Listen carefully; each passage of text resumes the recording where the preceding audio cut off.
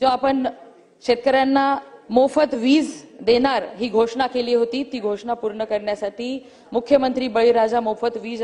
योजनेअंतर्गत शासनाने 7.5 HP पर्यंतच्या 45 लाख कृषी पंप धारकांसाठी मोफत वीज पुरवण्याचा निर्णय घेतला आणि त्या कार्यक्रमासाठी संपूर्ण आर्थिक वर्षामध्ये 14,061 कोटी रुपयेचे अनुदान तरतूद सुद्धा करण्यात आलेली आहे आणि त्यापैकी प्रथम 3 माही करिता 7,978 कोटी रुपयाचा वीज सवलत शेतकऱ्यांना देण्यात आलेली आहे। उर्वरित सुद्धा येणाऱ्या दिवसांमध्ये दिली जाणार आहे। एवढंच नाही तर काही सदस्यांनी सांगितलं की रात्री सन्माननीय हेमंत ओगले साहेबांनी सांगितलं की बिबट्याच्या वावरामुळे शेतकऱ्यांवरती हल्ले होतात, त्यामुळे ह्या सौर कृषी वाहिनी योजनेअंतर्गत आणि मागेल त्याला सौर पंपामुळे दिवसा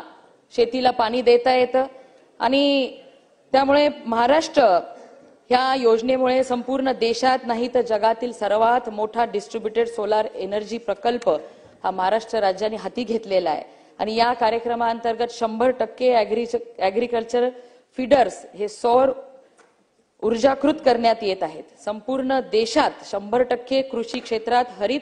ऊर्जेवर असणारे महाराष्ट्र एकमेव राज्य आहे आणि केंद्र शासनाने देखील इतर राज्यांना महाराष्ट्रचं मॉडेल राबवण्यासाठी सूचना निर्गमित केल्या आहेत। अध्यक्ष